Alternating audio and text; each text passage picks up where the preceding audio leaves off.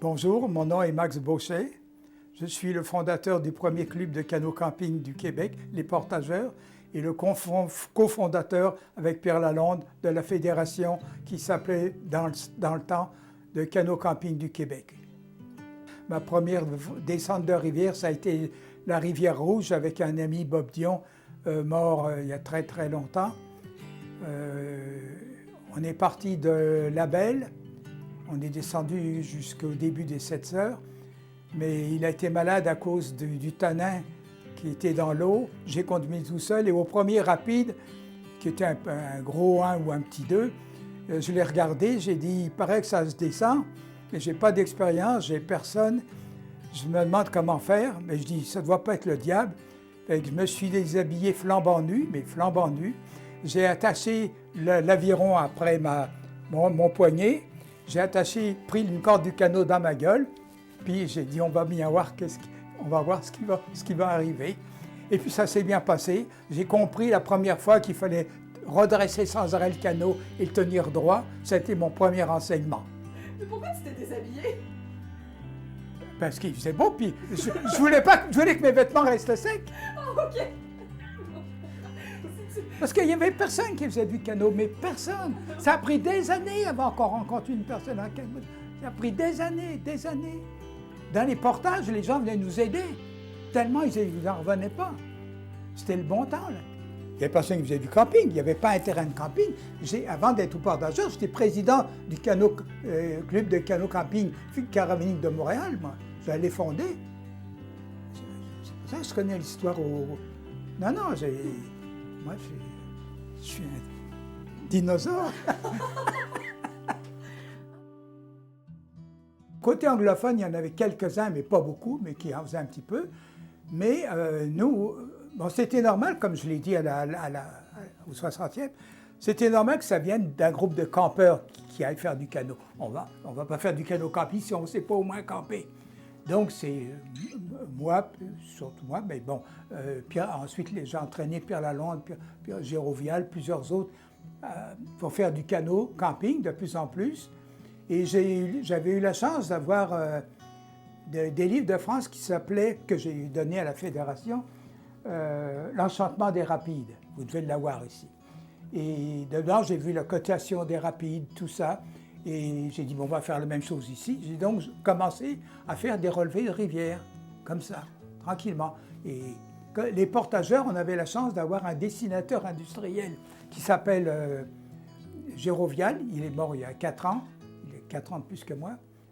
Et puis, il nous a fait vous les avez, ces cartes-là, il nous a fait bénévolement, sans quoi on n'aurait pas eu les moyens. Dans ce temps-là, il n'y avait pas de marché, il n'y avait rien. Il nous a fait 17 cartes, les principales rivières des environs de Montréal. Et puis là, on a commencé à être un peu connus. On faisait des fois, on n'annonçait pas. La presse acceptait qu'on mettait on annonçait une sortie. Puis là, de bouche à oreille, on a eu il y en a qui ne revenaient pas, il y en a qui revenaient, puis on a grossi tranquillement, mais ça a pris des années avant d'avoir 10 canots. La première fois qu'on a eu 10 canots dans l'Assomption, là, je pense que ça a pris 10 ans. C'était un long fleuve tranquille. Mais ça, on allait national. Puis il faut dire aussi que dans ce temps-là, les Québécois, en majorité, ils sortaient du bois, ils ne voulaient pas y rentrer. C'est quand le développement des emplois sédentaires et tout ça, que les gens ont éprouvé le besoin d'aller vers la nature et tout ça. Il y a eu des émissions, il y a eu des films, etc. Et ça s'est développé, ça a fait boule de neige, mais ça a été extrêmement lent. Quand je travaillais au fédéral, j'avais une bonne job au fédéral. Je travaillais à Ottawa, j'avais une bonne job, j'étais fonctionnaire. Et puis à un moment donné, je faisais toutes mes fins de semaine, toutes mes vacances, c'était canot-camping, sans exception. Et puis lui, on avait un membre, quand j'étais au Camping Club du Canada, qui est devenu Montréal, on avait un membre, M. Balati, et lui, il a été engagé, il travaillait au Jardin botanique, il a été engagé par les parcs et réserves pour s'occuper d'activités, des services d'animation. Rendu là, lui, il ne connaissait pas grand-chose du canot, c'était un euphémisme, il ne connaissait rien, et ni du ski de fond, parce que je faisais également beaucoup de ski de fond. Et il m'appelle, il me dit « Max, serais-tu intéressé à venir travailler pour nous ?» Ben, je dis, tout est à vendre en ce bas monde, fais-moi une offre. Mais bon, il ne pouvait pas me donner même proche de ce que j'avais. J'ai dit, non, franchement, non, je ne suis pas intéressé. Puis 2 ans après, j'ai décidé d'arrêter. Je dis, fonctionnaire, c'est pas pour moi, là. Ça me tente plus. Je vais arrêter. Là, je l'ai redonné. Il me dit, OK. Il me dit, peux-tu venir travailler à la véranderie cet été? C'était l'hiver. Je dis oui. Il me dit, bon, ben, tu commences au printemps 69. Fait que je suis allé là-bas. C'est comme ça. Tout commençait, là. D'abord, moi, j'ai toujours aimé la nature. Donc, le canot camping, il n'y a aucun moyen qui remplace le canot camping comme accès. On peut partir des semaines en canot avec des bagages. Il n'y a absolument rien qui remplace pour se retrouver ce que j'appellerais la pleine nature intégrale. C'est pas le plein air, la pleine nature, vraiment. Bon, à part ça, au point de vue physique, ça m'a fait beaucoup de bien. J'étais fonctionnaire. Bon, les portages, quand vous avez fait quelques portages, et j'en ai fait mon plus long sans m'arrêter, c'est 4 km avec un canot. Pas de Kevlar, un canot de fibre de verre de 60 mm. Ça fait que ça. Et en plus, peut-être surtout, j'ai rencontré mes meilleurs amis. Je dois beaucoup de choses au canot camping. En réalité, il existait 2 clubs. Les Portageurs à Montréal, de loin le plus gros, et Rabasca à Québec.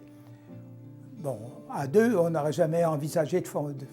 Sauf que le Haut Commissariat à la jeunesse et au sport, si le titre est bon, je ne suis pas sûr, ils ont appelé les différents clubs d'activités de pleine nature et leur ont dit, on veut bien vous aider, mais vous vous regroupez en fédération.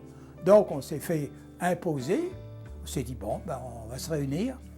Et c'est comme ça que l'idée est venue. On a tenu une réunion pour élire un conseil d'administration. J'étais pas intéressé. Pierre Lalonde a été unanimement choisi et ça a été le premier. Pour vous amuser, c'est que j'étais un peu profiteur là-dedans, c'est que je travaillais pour la réserve et quand ils ont demandé, j'ai dit demander à Balati, qui était mon patron, si je peux y aller. Il m'a dit oui, puis tu seras payé, on te prête, c'est la réserve qui te prête à la nouvelle fédération. Fait que j'ai barbé un peu mes compagnons en leur disant, moi je suis payé pour faire du canot camping. Bon, d'abord on a commencé par faire des stages parce qu'évidemment, l'exemple que je vous ai donné de mes débuts, ça montre que de toute évidence, il y avait un besoin de formation. Alors on a fait les premiers stages à Huberdeau.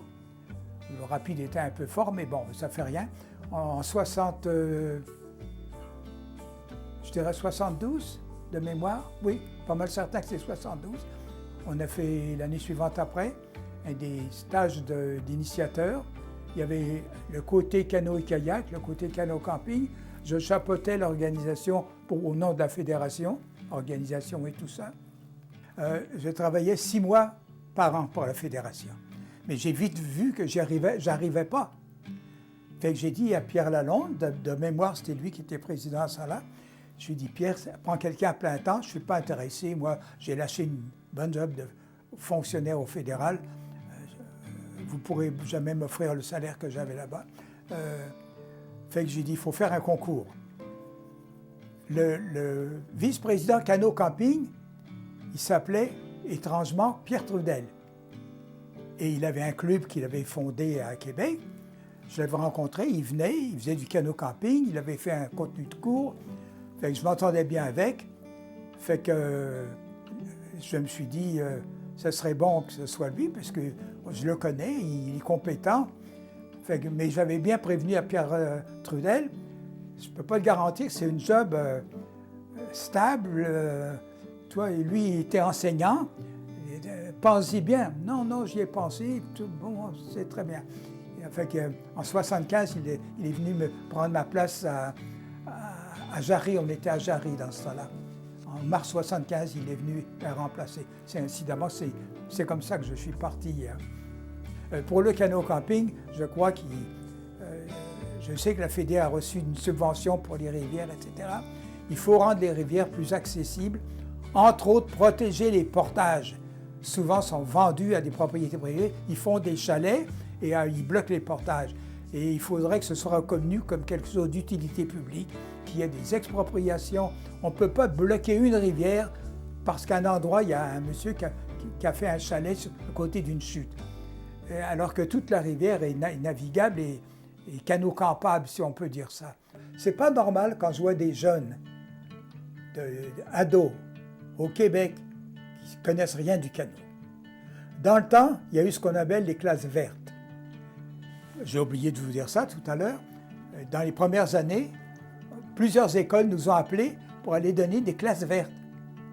Je suis allé au camp Jean Jeune pour je ne sais plus quelle école, on allait là, on prenait les jeunes et au moins on les initiait dans la cadre scolaire, là, le b.a.-ba, au moins ce que c'est qu'un canot. J'ai été dans une école, j'arrive dans une école à un moment donné, c'était des ados, pas des enfants. Il y avait des canots de 16 pieds. J'ai dit, où est l'avant, où est l'arrière? Il n'y en a pas un qui a pu me répondre. Au Québec, c'est quand même pas normal.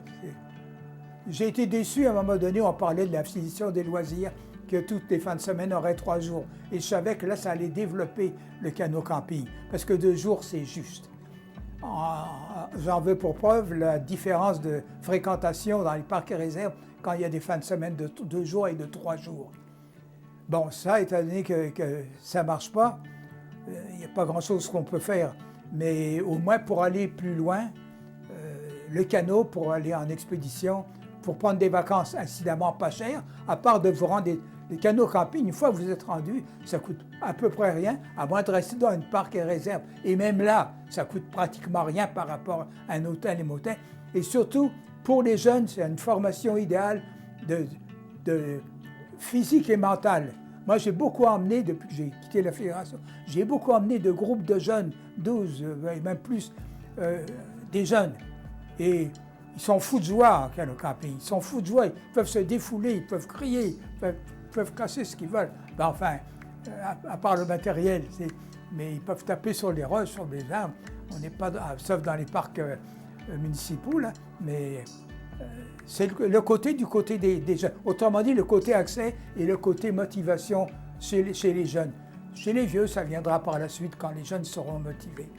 Et j'espère qu'un jour, on aura des fins de semaine de 3 jours, ce qui va beaucoup permettre d'aller un peu plus loin, parce que la plupart des rivières des environs de Montréal que je faisais dans le temps avaient très peu de chalets dans le temps. Moi, je me souviens d'avoir fait la rivière du Nord.